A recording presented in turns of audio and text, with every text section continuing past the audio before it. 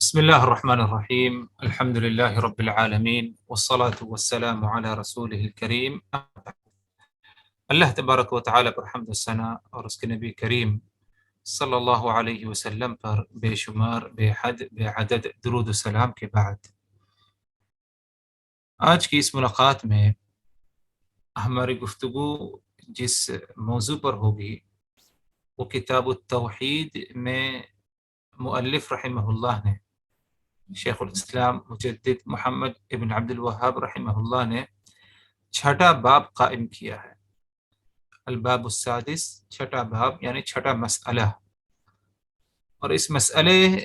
میں کیا ہے، جس کا عنوان، جس کا موضوع اس طرح ہے: باب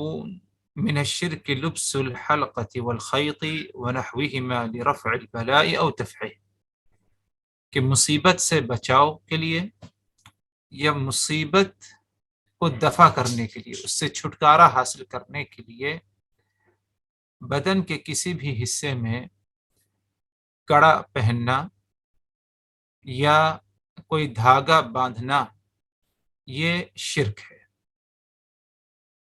اس سے پہلے جو مسئلہ گزرا یا جو باب گزرا تھا، آپ حضرات کو یاد ہوگا کہ اس میں تھا کہ کلمہ توحید، شہادت، اس کی تفسیر، اور اس وقت بتایا گیا تھا آپ حضرات کو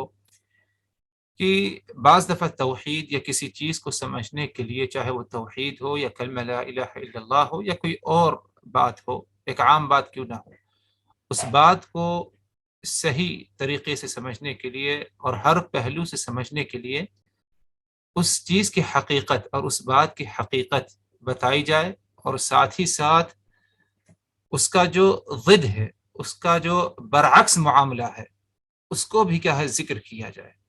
تب جا کر کے بات کیا ہے مکمل طور پر کیا ہے اس بات کی یا اس مسئلے کی کیا ہے حقیقت سمجھ میں آتی ہے۔ توحید کی حقیقت کیا ہے، اس کے بارے میں بتایا گیا کہ توحید یہ ہے کہ اللہ تبارک و تعالیٰ کو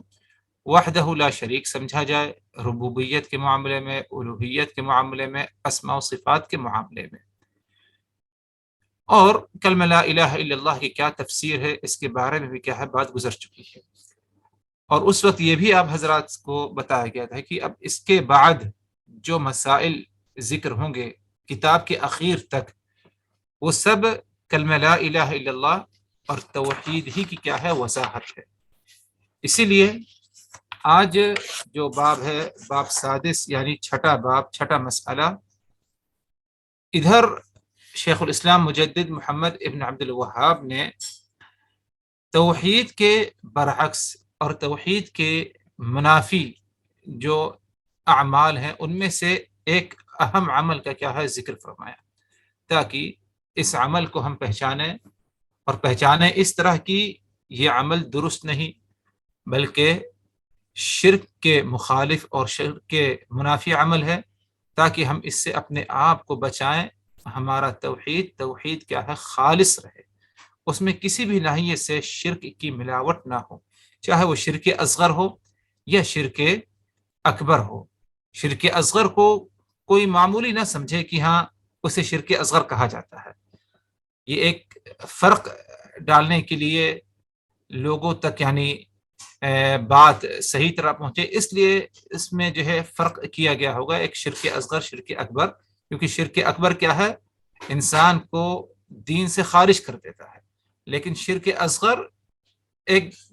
گنہگار ہوگا وہ، لیکن وہ دین سے، ملت سے کیا ہے خارج نہیں ہوتا۔ اس لیے کیا ہے یہ دو ایک اصطلاح پائی جاتی ہے، ورنہ اگر دیکھا جائے تو شرک اصغر ایک ذریعہ ہے شرک اکبر تک پہنچنے کے لیے، تو اسی لیے شرک اصغر کو یعنی کوئی ہلکے میں نہ لے، بلکہ یہ بھی کیا ہے ایک گناہ ہے، بلکہ بعض اہل علم کہتے ہیں کہ کبیرہ گناہ، جس طرح کیا ہے کبائر کا جو ذکر ہوا ہے جس میں زنا ہے، چوری ہے، جھوٹ بولنا وغیرہ وغیرہ، کئی کبائر گناہ کا ذکر ہے قرآن مجید، سنت نبی پاک صلی اللہ علیہ وسلم کی سنت میں، اور کبائر سے متعلق مختلف جو ہے کئی ایک تصنیفات اہل علم کی پائی جاتی ہے۔ امام ذہبی کی کتاب کتاب الکبائر، جس میں تقریباً 70 یا کچھ اور زیادہ کبائر کا ذکر فرمایا انہوں نے، تو تمام کبیرہ گناہوں میں بھی جو کبیرہ ہو، یعنی کبیرہ گناہوں میں بھی ایک بڑا کبیرہ گناہ وہ شرک اصغر کو کیا ہے شمار اس میں کیا ہے کیا جاتا ہے۔ تو الغرض کہنا یہ ہے کہ آج کا جو مسئلہ ہے اس کا تعلق ہے کہ بندہ بلا سے نجات حاصل کرنے کے لیے، کسی بلا میں، کسی مصیبت، چاہے بیماری ہو یا کوئی اور بلا مصیبت ہو، مالی اعتبار سے کوئی بلا مصیبت ہو، موت کے نہائیے سے کسی قرابت دار، کسی رشتہ دار کی موت ہے، کسی بھی قسم کی بلا ہو، مصیبت ہو، مصیبت سے نجات حاصل کرنے کے لیے، مصیبت آ گئی ہے، بلا آ چکی ہے، اس سے نجات حاصل کرنے کے لیے یا مصیبت کو آنے سے روکنے کے لیے، مصیبت آپ تک نہ پہنچے، مصیبت کو روکا جائے آنے سے پہلے پہلے، اس غرض سے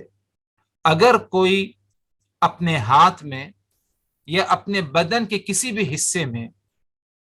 کڑا یعنی پیتل، اس طرح عورتوں کی جو ہے چوڑیاں ہوتی ہیں ہاتھ میں ڈالے جاتے ہیں، اس طرح کڑا بھی ہوتا ہے، آج بھی جو ہے بعض مذہب والے کیا ہے ہاتھوں میں ڈالتے ہیں،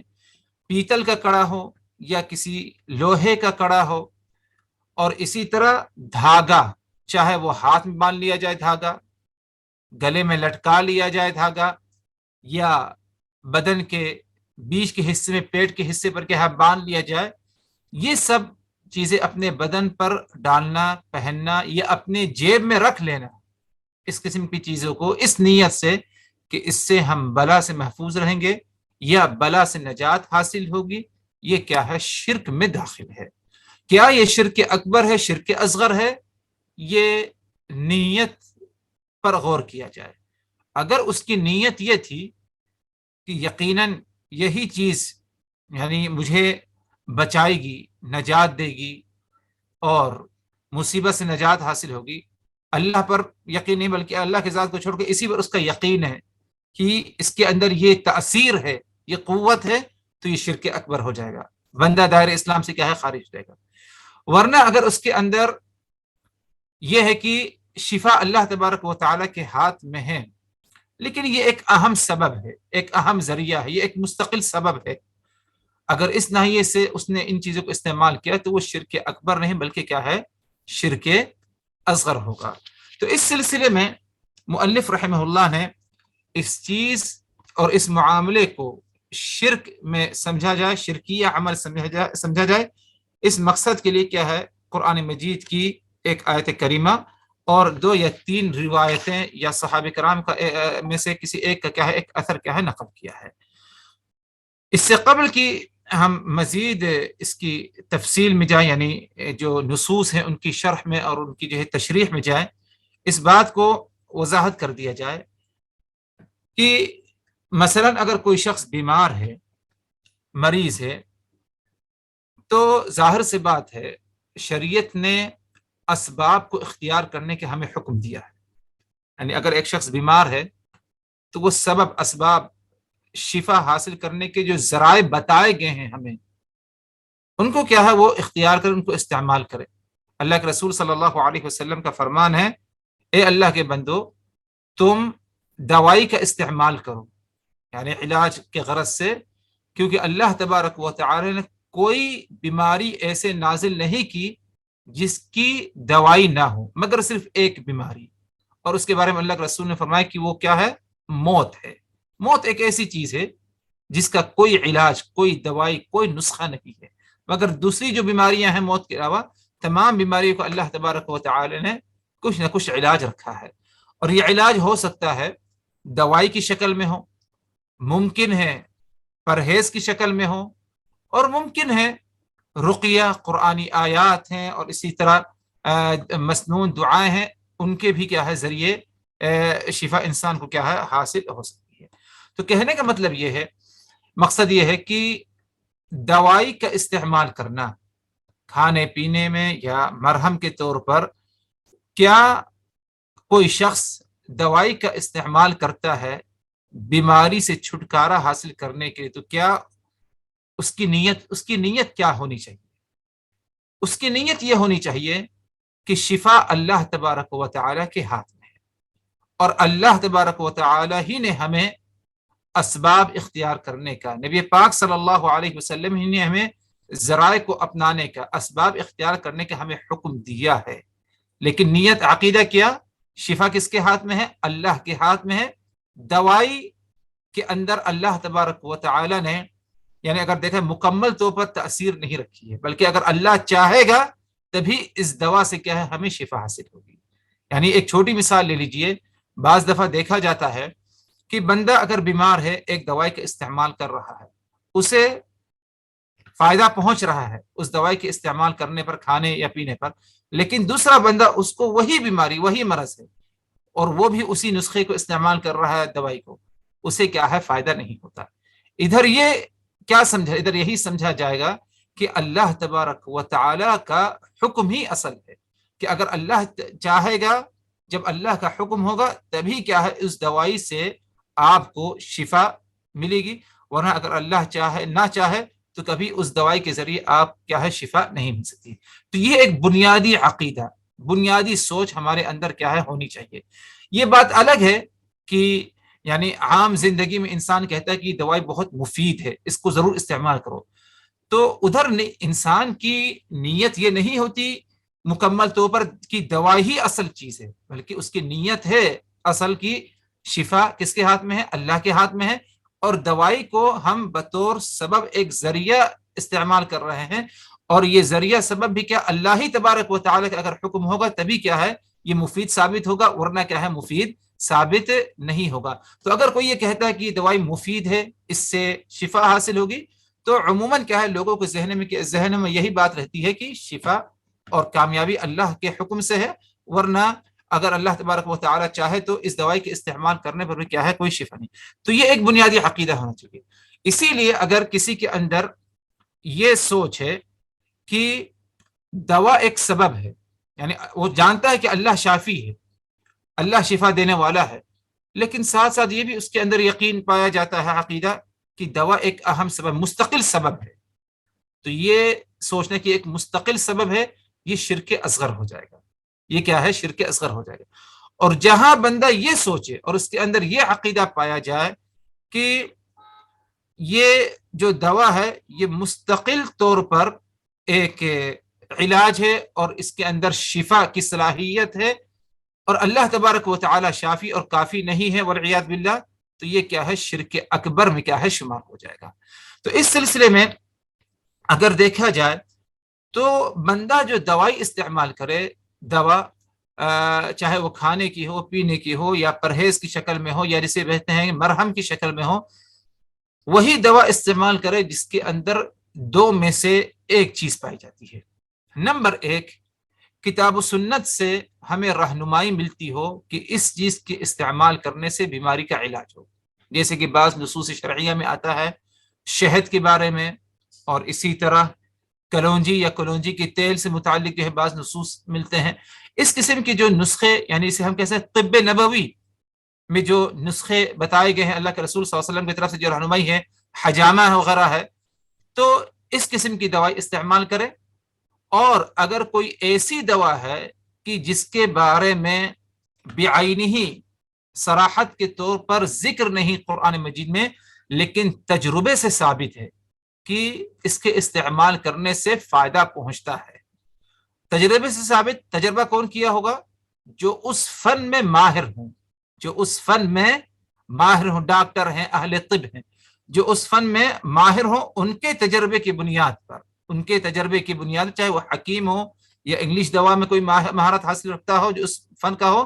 ان کے تجربے کی بنیاد پر اور ان کے کہنے پر کوئی اگر جو ہے نسخہ پایا جائے تو اسے کیا ہے استعمال کر سکتا ہے. ورنہ انسان اپنے طرف سے کوشش کرے اور تجربہ کرے دوائی کو سمجھتے ہوئے کہ علاج کی غرض سے، تو یہ کیا ہے مناسب نہیں ہوگا، اور کیا ہے اس سے فائدے سے زیادہ کیا انسان کو کیا ہے نقصان بھی کیا ہے ہو سکتا ہے. اور جب تجربہ کیا جائے، یعنی جب مخصوص لوگ اہل فن جو تجربہ کرتے ہیں کسی دوائی کو، جب جا کر کے کہتے ہیں کہ ہاں یہ دوائی یا یہ نسخہ علاج کے لیے مفید ہے کسی خاص مرض کے لیے، تو اس وقت تجربے میں بھی کیا ہے دو چیزوں کا کیا ہے لحاظ رکھنا کیا ہے ضروری ہے. وہ یہ کہ اس تجربے سے جو شفا ہمیں نظر آ رہی ہے یہ ایک ظاہری چیز ہے، یہ ایک کیا ہے ظاہری چیز ہے، اور حقیقت کیا ہے وہ اللہ تبارک و تعالی کا حکم ہے. سر میں اگر درد ہے تو کوئی پیناڈول کھا لے یا سر کے درد کی دوائی کھائے،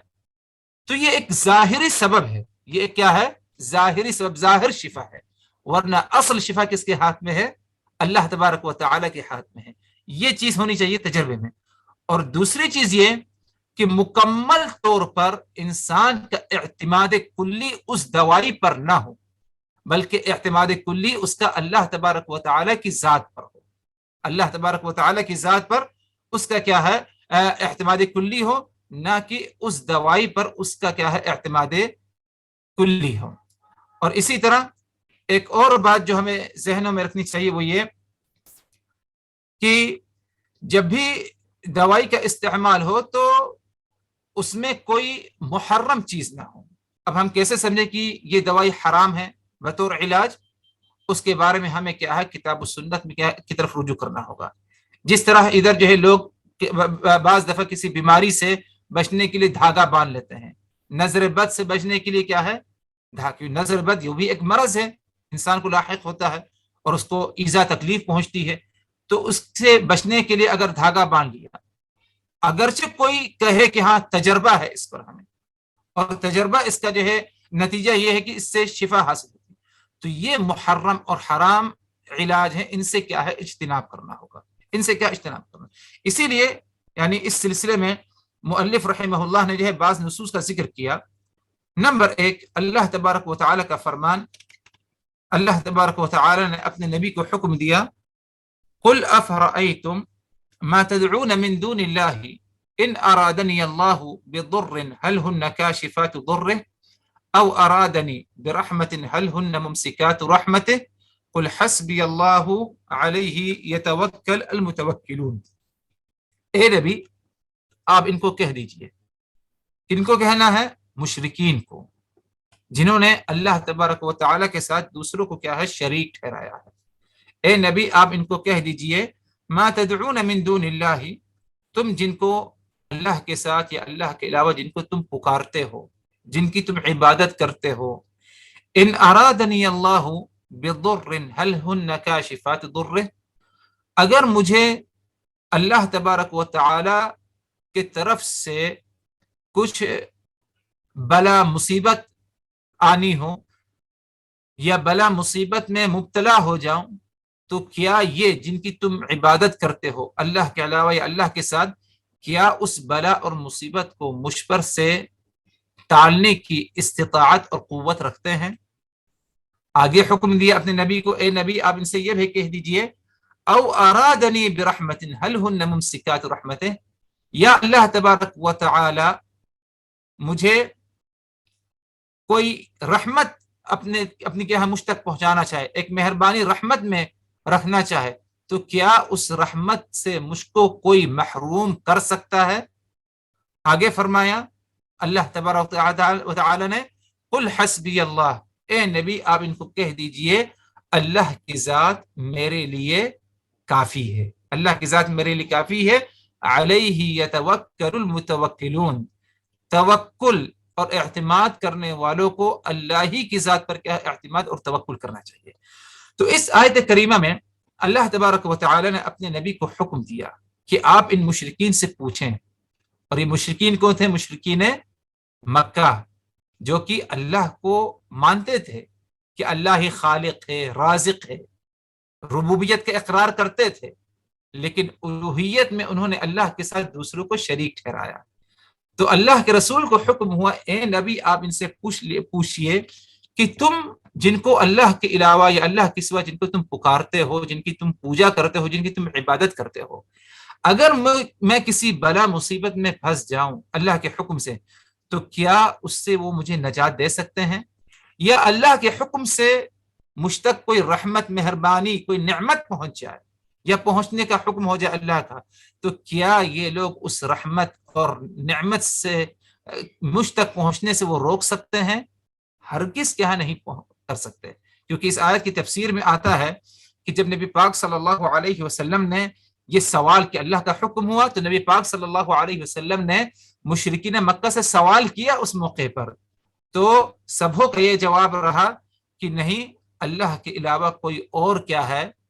مصیبت سے، بلا سے نجات نہیں دے سکتا، ہمارے معبود کے اندر یہ طاقت اور ہمت صلاحیت نہیں، اور نہ ہی ہمارے معبود تم تک کوئی رحمت یا نعمت پہنچنے سے کیا روک سکتے ہیں۔ اس موقع پر انہوں نے اقرار کیا۔ اقرار کرنے کے باوجود انہیں اللہ تبارک و تعالی نے مشرکین میں کیوں شمار کیا؟ کیونکہ اگرچہ وہ اس بات کا اقرار کر رہے ہیں اور غیر اللہ کی عبادت کرتے ہیں، تو ان کو کیا سمجھتے ہیں کہ وہ ذریعہ ہے اللہ تک پہنچنے کے لیے، کیا ہے وہ ذریعہ اور وسیلہ ہے۔ ان کا یہ عقیدہ شرک میں اللہ تبارک و تعالی نے کیا ہے شمار کیا۔ تو یہ آیت کریمہ اگرچہ اگر دیکھا جائے تو شرک اکبر سے متعلق ہے، لیکن برابر اہل علم کا یہ معمول رہا، جیسے کہ ابن عباس رضی اللہ عنہما کہتے ہیں اور دیگر اہل علم مفسرین کا کہنا ہے کہ شرک اکبر میں جو دلیل آئی ہے اسی سے شرک اصغر کی مذمت کے لیے بھی کیا ہے استدلال کیا کرتے تھے۔ اور وہ کیسے؟ اسی آیت پر غور کر لیا جائے۔ اگر مشرکین جن کی عبادت کرتے ہیں جو کہ شرک اکبر مبتلا ہیں، وہ اگر مصیبت کو ٹالنے کی صلاحیت نہیں رکھتے، یہ قوت و طاقت ان کے اندر نہیں، یا رحمت مہربانی کو روکنے کی طاقت صلاحیت نہیں رکھتے، تو یہ جو چھوٹی چیزیں ہیں، دھاگا باندھنا ہے، کڑا پہننا ہے، تعویذ کو لٹکا دینا ہے، تو یہ کیسے ممکن ہے کہ ان کے اندر کیا ہے یہ صلاحیت اور کیا ہے قوت کیا ہے پائی جائے؟ تو اس ناحیے سے کیا ہے، اس آیت سے کیا ہے شیخ الاسلام محمد ابن عبد الوہاب نے کیا ہے ادھر کیا ہے استدلال کیا ہے۔ آگے بڑھتے ہیں، مزید وضاحت یعنی نبی پاک صلی اللہ علیہ وسلم کے اس فرمان کے ذریعے جو کہ مسند احمد کی روایت اور اس حدیث کی صحت میں اگرچہ اختلاف ہے، لیکن اہل علم کی ایک جماعت ہے جن میں ابن حبان ہے، محققین اور محدثین کی امام ابن حبان، حافظ ابن حبان، اور اسی طرح حاکم ہیں اور ذہبی رحمہ اللہ اور دیگر اہل علم ہیں جنہوں نے اس حدیث کو کیا ہے درجہ حسن دیا ہے۔ حدیث کے راوی حضرت عمران ابن حسین رضی اللہ عنہ فرماتے ہیں کہ نبی پاک صلی اللہ علیہ وسلم نے ایک آدمی کے ہاتھ میں حلقۃ من صفر دیکھا،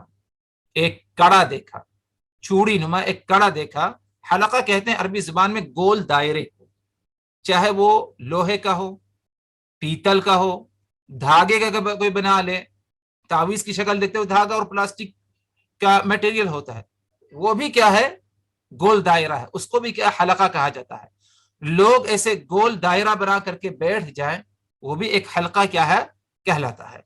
تو ادھر کہہ رہے ہیں عمران بن حسین کہ نبی پاک صلی اللہ علیہ وسلم نے ایک آدمی کے ہاتھ میں دیکھا حلقہ ہے، حلقہ یعنی ایک کڑا ہے، اور یہ کڑا کس کا ہے؟ صفر کہتے ہیں پیلا کو، پیلے کلر کو۔ اور بعض یعنی روایتوں میں اس کی تفسیر آئی ہے کہ یہ ایک پیتل کا کڑا تھا۔ پیتل ایک مادہ ہوتا ہے، جس طرح لوہا ایک مادہ ہے، سونا ایک مادہ ہے، اسی طرح یہ پیتل کا کیا ہے کڑا تھا۔ اور صفر اس لیے کہا گیا کہ بعض دفعہ پیتل کیا ہے سونے جیسے بھی اس کا کیا ہے کلر کیا ہے رنگ کیا ہے پایا جاتا ہے۔ تو اس آدمی کے ہاتھ میں اللہ کے رسول صلی اللہ علیہ وسلم نے پیتل کا ایک کڑا دیکھا۔ آپ صلی اللہ علیہ وسلم نے پوچھا ما ہذہ، یہ کیا ہے؟ تو اس نے جواب میں کہا من الواہنہ، واہنہ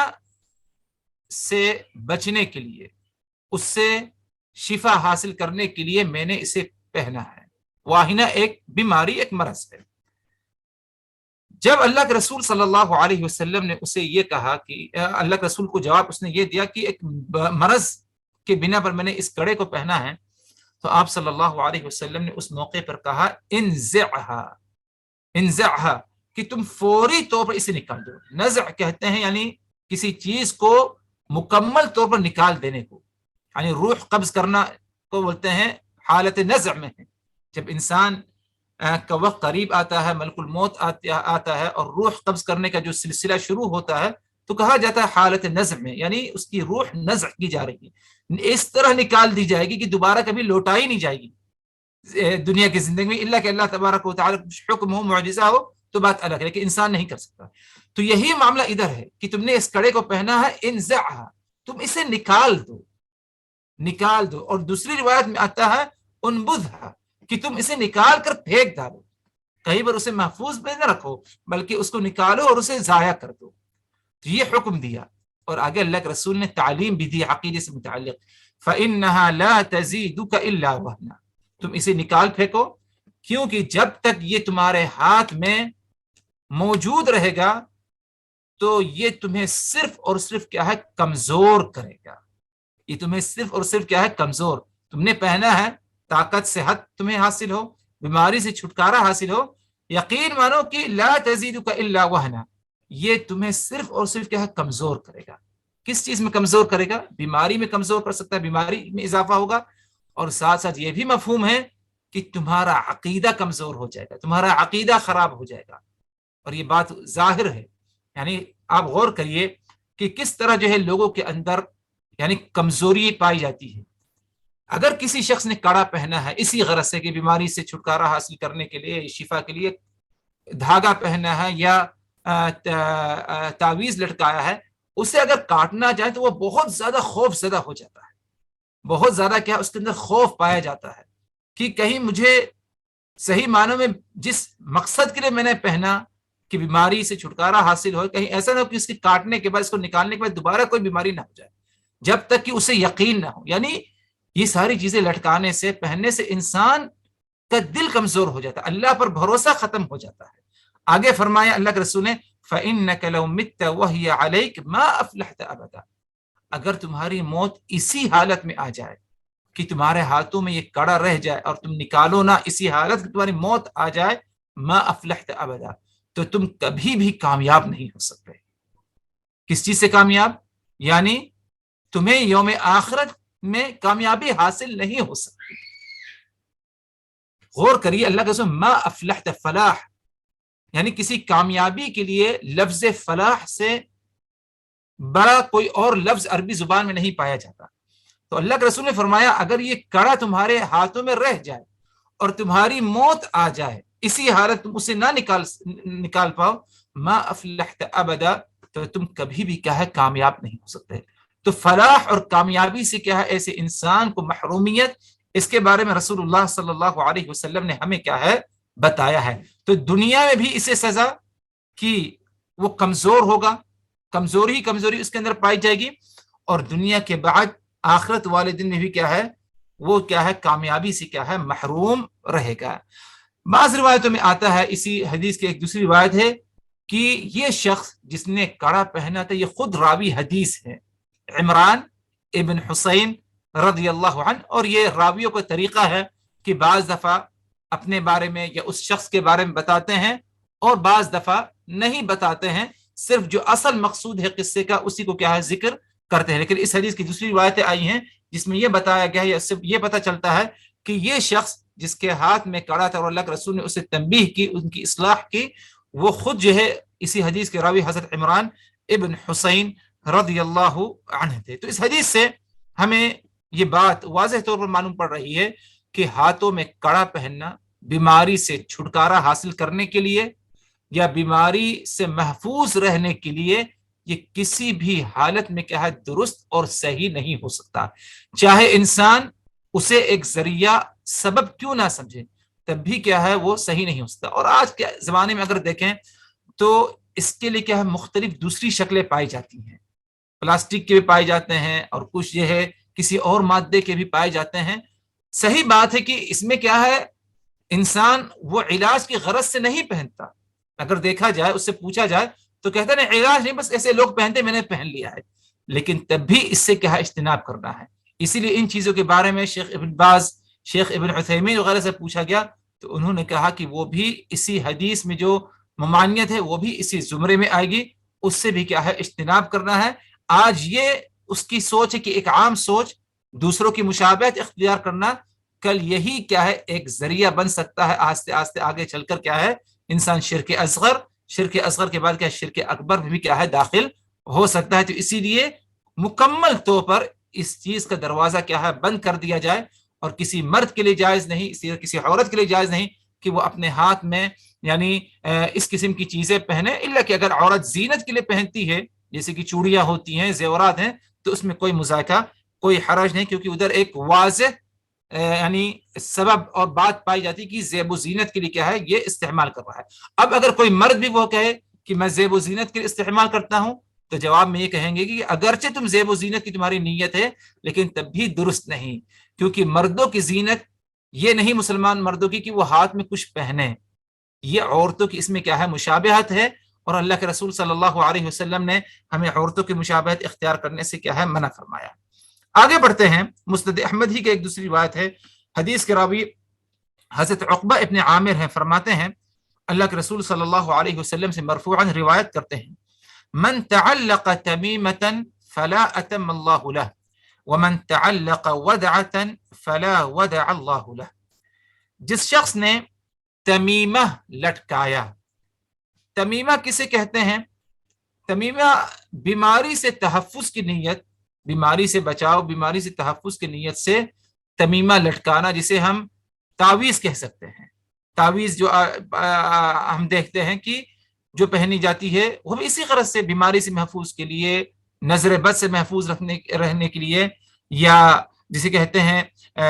کوئی نقصان کوئی بلا نہ آئے اس سے بچنے کے لیے پہنی جاتی ہے، تو اسی کیا ہے عربی زبان میں تمیمہ کہا جاتا ہے۔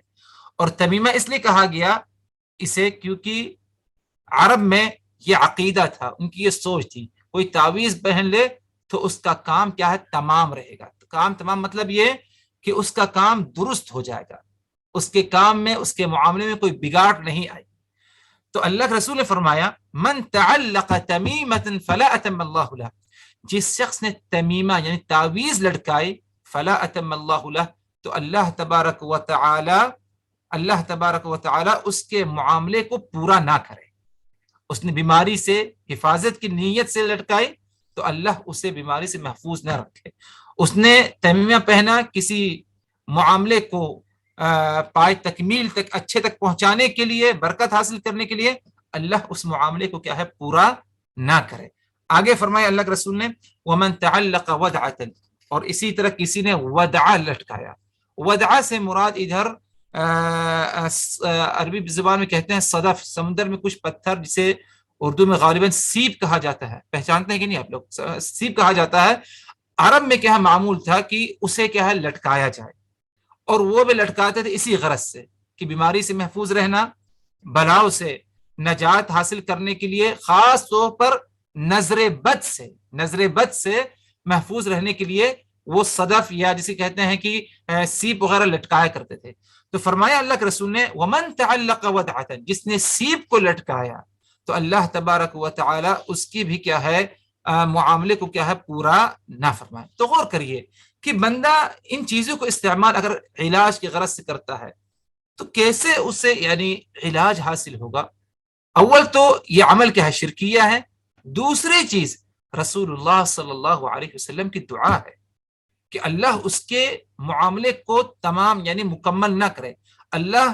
اسے کیا ہے محفوظ نہ رکھے، یعنی اللہ کے رسول دعا دے رہے ہیں، اور یہ دعا اللہ کے رسول کی رد نہیں ہوگی، کیونکہ آپ صلی اللہ علیہ وسلم کی جو دعائیں ہیں اللہ تبارک و تعالیٰ انہیں کیا ضرور قبول فرماتا ہے۔ ایک تو شرک کا ارتکاب کر رہا ہے، اور رسول اللہ صلی اللہ علیہ وسلم کی ان دعاؤں کا کیا ہے وہ یعنی مستحق ہو رہا ہے، اور وہ کیا ہے اسے کئی چیزوں سے کیا ہے محرومیت حاصل ہو رہی ہے۔ ایک دوسری روایت آتی ہے عقبہ ابن عامر ہی کی ہے، فرمایا کہ اس میں اللہ کے رسول صلی اللہ علیہ وسلم نے فرمایا من تعلق تمیمۃ فقد اشرک، اس میں صاف لفظوں میں کہا اللہ کے رسول نے جس نے تعویذ لٹکائی فقد اشرک، اس نے شرک کیا۔ رہی بات اس نے شرک اکبر کیا یا شرک اصغر، وہ اس کی نیت پر ہے۔ اگر اس کی نیت یہ کہ یہ تعویذ مکمل طور پر اس میں شفا ہے اور اللہ کی ذات شافی نہیں تو وہ شرک اکبر ہو جائے گا، اور اگر اس کی نیت یہ تھی کہ یہ ایک علاج ہے، شفا اللہ کے ہاتھ میں ہے لیکن یہ ایک علاج ہے تو بچاؤ اللہ بچاتا ہے لیکن یہ ایک علاج ہے، تو یہ کیا ہے شرک اصغر ہو جائے گا۔ آخری ایک روایت جو کہ ایک اثر ہے حضرت حذیفہ ابن الیمان کا، فرماتے ہیں آتا ہے حذیفہ ابن الیمان کے بارے میں کہ انہوں نے رأى رجلا في يده خيط من الحمى، حذیفہ ابن الیمان نے ایک شخص کے ہاتھ میں دھاگا دیکھا۔ حذیفہ ابن الیمان نے ایک شخص ایک آدمی کے ہاتھ میں کیا ہے دھاگا دیکھا، اور وہ دھاگا کس لیے پہنا تھا؟ حمى، بیماری، بخار، حرارت زیادہ ہے، بخار ہے، اس سے فیور ہے، تو اس سے کیا ہے بچنے کے لیے اس نے کیا ہے دھاگا پہنا۔ تو حذیفہ ابن الیمان نے جب دیکھا اسے فقطعہ، تو فوری طور پر اسے کیا ہے کاٹ ڈالا، اور اللہ تبارک و تعالیٰ کی اس فرمان کی تلاوت کی۔ کیا فرمان اللہ تبارک و تعالیٰ کا؟ وما युमिनु अक्सरुहुम बिल्लाहि इल्ला वहुम मुशरिकून। ये लोग अगरचे अल्लाह पर ईमान रखते हैं, यानी मुशरिकीन अरब अगरचे अल्लाह पर ईमान रखते हैं, रुबूबियत के इकरार करते हैं, लेकिन इसके बावजूद अक्सर व बेशतर इनमें क्या है, मुशरिक हैं। मतलब ये कि रुबूबियत में तो अल्लाह को माना इन्होंने, लेकिन इबादत के मामले में इत्मीनाद है, तवक्कुल है, भरोसा है, शिफा अल्लाह के हाथ में है, इसमें उन्होंने अल्लाह को वहदहू ला शरीक नहीं समझा। तो इनका ये रुबूबियत पर जो ईमान है, इनका ये ईमान इन्हें कुछ क्या है फायदा नहीं पहुंचाया। इसके बावजूद क्या है, वो क्या है, मुशरिकीन ही के क्या है जुमरे में, और मुशरिकीन ही में क्या है शुमार हुआ। तो इस हदीस पर बल्कि हुदैफा इब्न यमान का जो ये असर है, इस पर भी अगर गौर किया जाए तो जब उस बंदे ने बीमारी से इलाज की गरज से उसने धागा बांधा था, तो हुदैफा इब्न यमान ने उसे फौरी तौर पर क्या है काट डाला, क्योंकि ये चीज क्या है, शिरक है और तौहीद के मुनाफी है। तौहीद में कमी, तौहीद में क्या है खलल, या तौहीद से बिल्कुल एक अलहदा क्या है मामला है। तो इसलिए क्या है हुदैफा इब्न यमान ने उसे फौरी तौर पर क्या है काट फेंका। और यही चीज क्या है हमारे अंदर भी पाई जाना चाहिए मोहतरम भाइयों, कि जब कभी हम इस किस्म का मामला देखें, किसी के गले पर कुछ लटका हो, या किसी की जेब में कुछ हो, किसी की गाड़ी पर कुछ लटका हो, किसी के हाथ में कुछ लटका हो, पहली फुर्सत में हम उसे इस्लाह कर, तौहीद की गैरत, इस्लाम की गैरत यही है। यानी एक तौहीद परस्त शख्स कैसे इस बात को यानी देख सकता है कि कोई अल्लाह के साथ शरीक, दूसरे को शिरक कर, अल्लाह के साथ शरीक कर नहीं कर सकता बर्दाश्त से।